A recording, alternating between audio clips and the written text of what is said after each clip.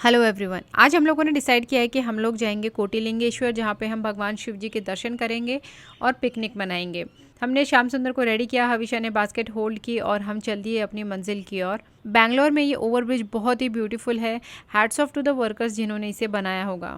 और यहाँ फुटपाथ पे बहुत सारे वेंडर्स हैं जो कि कारपेट सेल करते हैं। कोटिलिंगेश्वर मंदिर कोलार डिस्ट्रिक्ट में है और कोलार यहाँ से 52 किलोमीटर अवे है।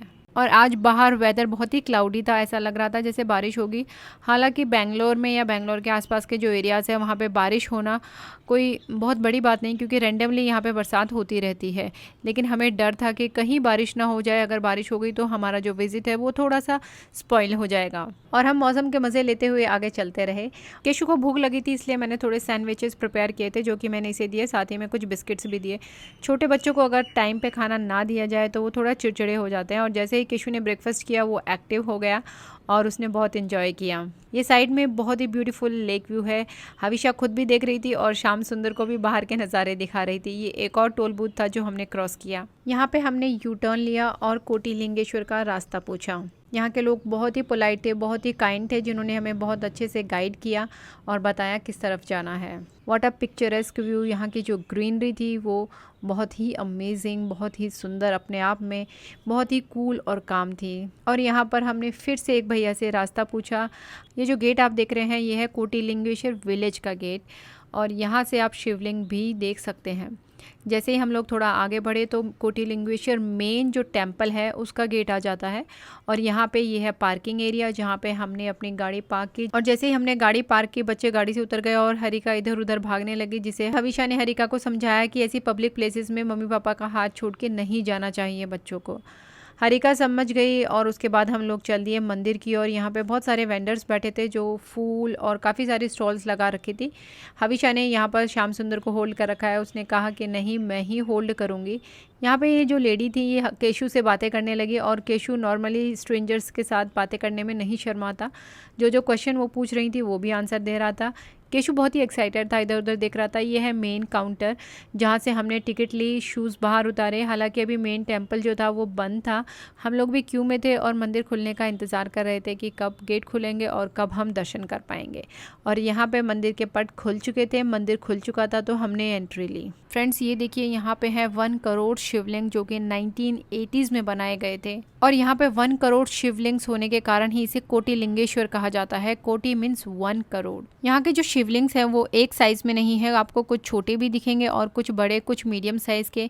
यहाँ के जो शिवलिंग्स हैं वो 1 फीट से लेके 3 फीट तक आपको दिखेंगे। यहाँ पे एंट्री करके हमें बहुत अच्छा लगा, बच्चों को बहुत अच्छा लगा, क्योंकि चारों तरफ शिवजी ही शिवजी थे, चारों तरफ शिवलिंग ही शिवलिंग थे। ऐसा कहा जाता है कि कोटिलिंगेश्वर टेम्पल में एशिया का सबसे बिगेस्ट शिवलिंग है जिसके अभी हम दर्शन करेंगे। ऐसी मान्यता है कि जिन भक्तों की यहाँ आने के बाद में इच्छाएं पूरी होती है वो फिर से यहाँ आते हैं और एक शिवलिंग यहाँ पे अर्पित करते हैं, एक शिवलिंग यहाँ पे स्थापित करते हैं। और शायद यही रीजन है कि यहाँ पे 1 करोड़ से भी ज्यादा शिवलिंग्स हैं। इस कॉरिडोर के राइट एंड लेफ्ट दोनों ही तरफ बहुत सारे शिवलिंग्स हैं। इस टेंपल का मेन अट्रैक्शन है यहाँ पर 108 फीट का शिवलिंग है और 35 feet Nandi. Just have a look at this 108 feet tall शिवलिंग।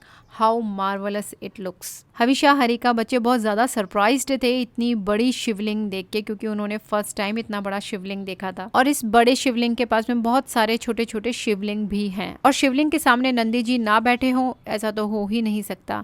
तो ये है नंदी, 35 फीट लंबे नंदी। और नंदी जी के आसपास में बहुत सारे छोटे बड़े शिवलिंग्स हैं। यहाँ की मान्यता के अनुसार ये जो शिवलिंग्स हैं ये बहुत ही बड़े डिवोटी मंजूनाथ के द्वारा स्थापित किए गए थे। ऐसा कहा जाता है कि मंजूनाथ ने शिव जी को डिसरिस्पेक्ट किया था 1 करोड़ टाइम्स, तो इसलिए वो जो पाप उसे लगा था उस पाप को दूर करने के लिए, उस पाप का प्रायश्चित करने के लिए उसने 1 करोड़ शिवलिंग यहाँ पर स्थापित किए।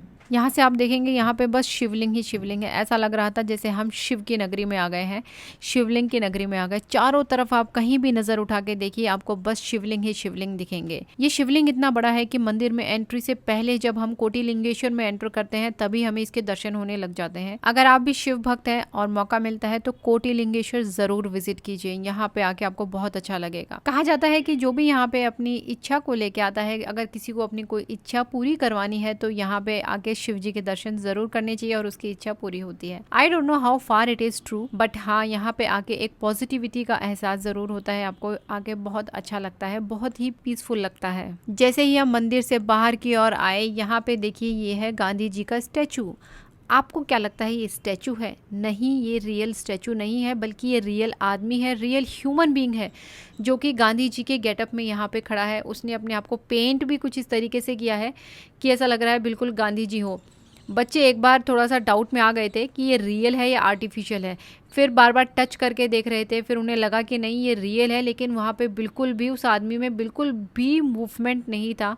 तो वो लोग देख के बहुत ज़्यादा सरप्राइज्ड थे, मैं भी बहुत ज़्यादा सरप्राइज्ड थी कि कितना मुश्किल, कितना हार्ड वर्क करते हैं ये लोग। सुबह से लेके शाम तक ऐसे खड़े रहना without any movement, it's really a tough job. Keshu देख के थोड़ा सा डर गया था, उसे लगा शायद ये घोस्ट है, इसलिए वो बहुत ही दूर दूर रह रहा था, टच नहीं कर रहा था, वो थोड़ा सा डर रहा था। और उसके बाद सबको लगी थी भूख और यहाँ पे हम लोग अपना ब्रंच खाने के लिए बैठ गए। कोटिलिंगेश्वर मंदिर आने से पहले ही मेरी फ्रेंड ने मुझे बता दिया था कि कोटिलिंगेश्वर मंदिर के आसपास कोई रेस्टोरेंट नहीं है, इसलिए मैं घर से ही कुछ सैंडविचेस और ब्रेड टोस्ट बना के लाई थी। साथ में बना के लाई थी गाजर का हलवा, जो हमने डिसाइड किया कि यहाँ इस पेड़ की छांव में बैठ के हम खाएंगे। बच्चों ने खाया और इन्जॉय किया। बच्चों ने यहाँ पे अपना ब्रंच फिनिश किया और वो चल दिए फील्ड की ओर इन्जॉय करने के लिए। हविशा हरिका रुकने का नाम ही नहीं ले रहे थे, उन्हें लग रहा था बस आज हम आज़ाद हैं, आज़ाद पंछी की तरह इधर जाना उधर जाना। आवाज़ देने पे भी वो लोग वापस नहीं आ रहे थे। लकीली आज बरसात नहीं हुई, हमें लग रहा था कि शायद बरसात हो जाएगी, और अगर बरसात हो जाती तो बच्चों का पूरा मूड स्पॉइल हो जाता, वो शायद इतना एंजॉय नहीं कर पाते जितना अभी कर रहे हैं। हविशा ने कहा नहीं, मैं इस पत्थर पे भी चढ़ना चाहती हूँ, तो वो वहाँ पे जाके कुछ फ़ोटोज़ अपनी क्लिक कराने लगी। हविशा जो भी करती है हरिका उसकी कॉपी ज़रूर करती है, तो हरिका भी उसी पत्थर पे चढ़ गई और दोनों बहनें खूब मज़े करने लगी, यहाँ से वहाँ, वहाँ से यहाँ जाने लगे। बच्चे बहुत खुश थे और बच्चों ने बहुत इन्जॉय किया, और बस फिर क्या था, हम वापस रवाना हो गए बैंगलोर की तरफ। Thank you so much for watching this video.